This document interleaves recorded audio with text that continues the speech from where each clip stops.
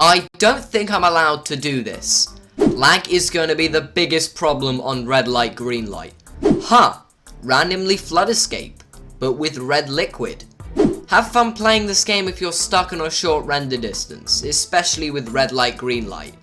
It's funny how after this game released properly, everyone else started making their own version of Squid Game. I love cash grabs. Oh god, there's actually an Among Us version of Squid Game. We have reached peak gaming. Why is every player number 67? They really couldn't have added some more numbers here or there? Wow, these are some simple mini games. Red light, green light, blood rising, and oh, who could forget shapes? Wow, I love shapes. So in my 11 minutes and 52 seconds of playing this game, it seems alright, but I've never actually watched a Netflix show and never will. So who am I to judge?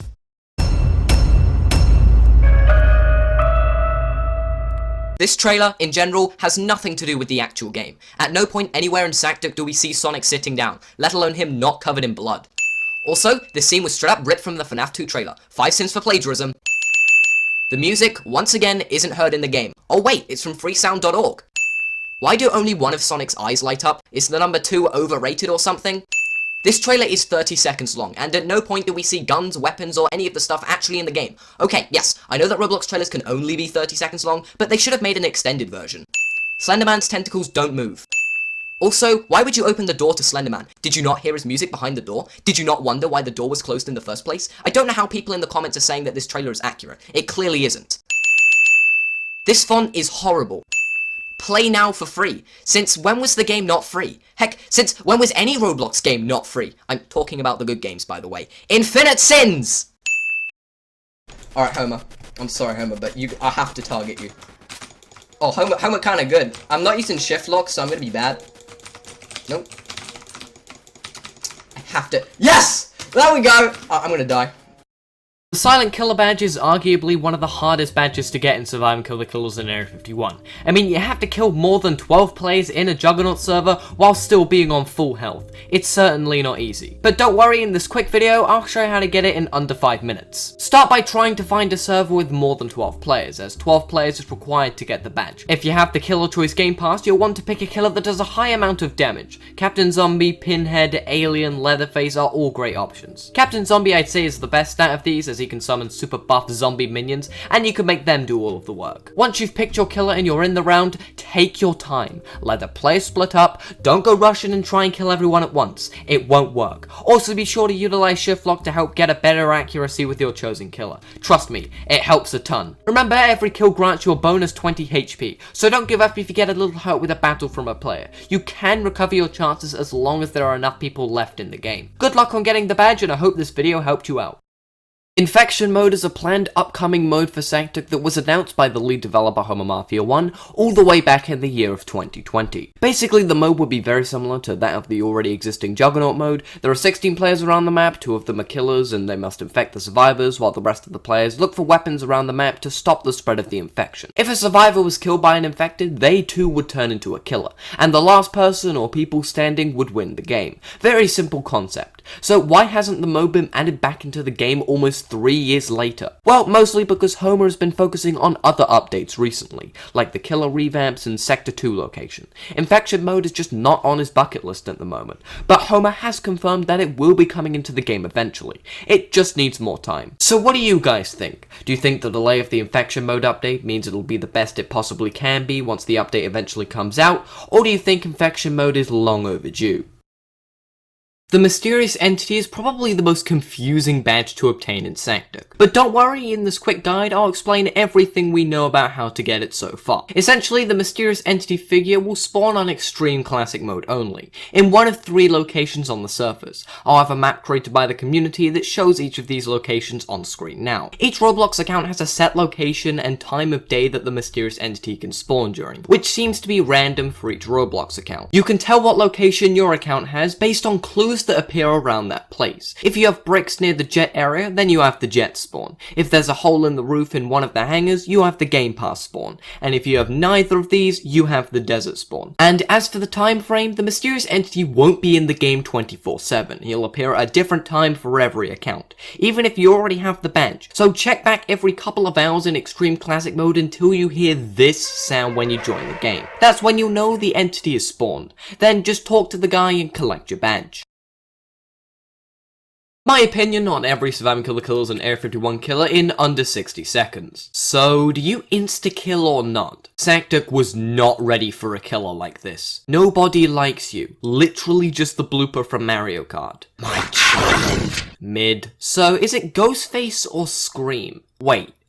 You exist? Your face is a literal PNG. Nice hairline. You have one purpose and one purpose only. Why did he have a chainsaw originally? A classic. Overrated. Cardboard Knife Man. Funny death sound. Why does your box do so much damage? Old design was terrifying. You've ruined the Saktuk lore. Stop teleporting everywhere. Smile Dog Fursuit Wear. The OG fastest killer. Get off of my screen! Dear Gaming. Underappreciated. Guys, stop simping. She's like 50 years old. Probably the best looking squid ever. Cheeto Aberration. Sunburnt Kraken. Zombie, but cooler. Lockdown isn't the hardest badge to obtain in Saktuk ever, but a few people still struggle with it. As to obtain it, you need to survive at least 5 rounds within Endless Survival without opening a single door, so it's not the easiest thing to do in the world. Like all other Endless Survival badges, it's best to stick to a public server when going for this challenge. Once you begin a game of Endless Survival, whatever you do, do not open the first door, even if you get past round 5, as otherwise you won't be able to get the badge. Of course, round 1 and 2 could be done very easily by using the M1911 starter weapon, however rounds 3 and 4 can be a little bit more difficult. Buying the Endless Survival starter game pass makes this badge way easier, however if you don't want to spend Robux for whatever reason, just bring a friend or multiple friends along with you to help. Once you've reached round 5, yeah, you don't actually need to beat round 5 by the way, don't open the first door, but instead let the killers kill you. Once you lose the round, you should be able to collect the badge just like that.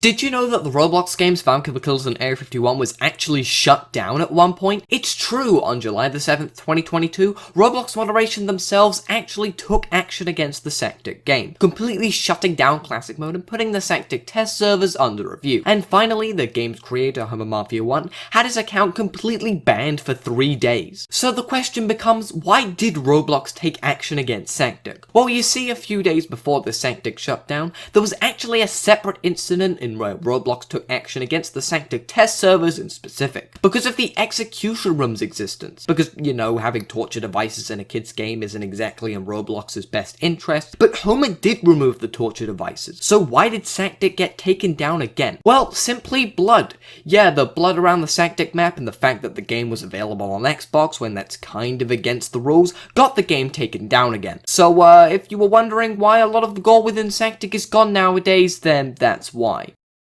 Ranking every Endless Survival perk in Surviving Killer Kills in Area 51 from worst to best. Coming in last place we have Deadshot Daiquiri. What this perk does is lower your recoil, but recoil is such a minor issue that there's no reason to use this thing at all. In 5th place is Stamina Up. This perk increases your speed, but again, like Deadshot Daiquiri, speed is not really a big issue when it comes to Endless Survival. At 4th place is Speed Cola. Yeah, it's pretty useful all things considered, it decreases your reload time. I just haven't used it that much since the perk limit got added. Coming in 3rd we have Juggernog. It increases your health and allows you to survive Slenderman's insta-kill ability. Definitely essential if you suck at dodging killers. At 2nd place we have Quick Revive. This perk automatically revives you if you go down, meaning you practically need it if you're playing a solo game of Endless Survival. But the best perk in Saktuk has to be Double Tap. It increases your bullet speed and damage tremendously. This thing is 100% required.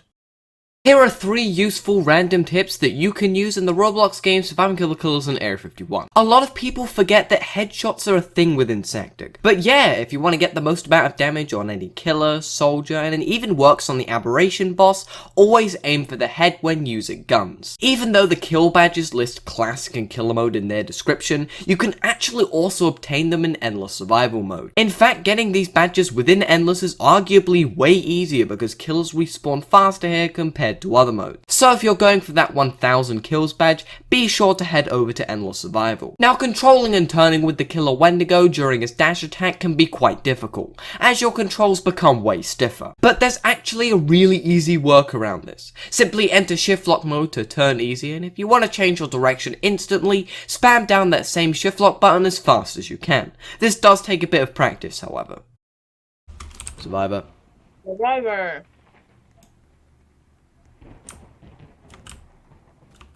Ooh, Deagle. Yay.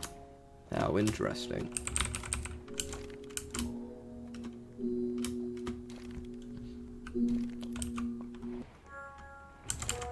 Alright, 70? Yuck. I'm not getting that.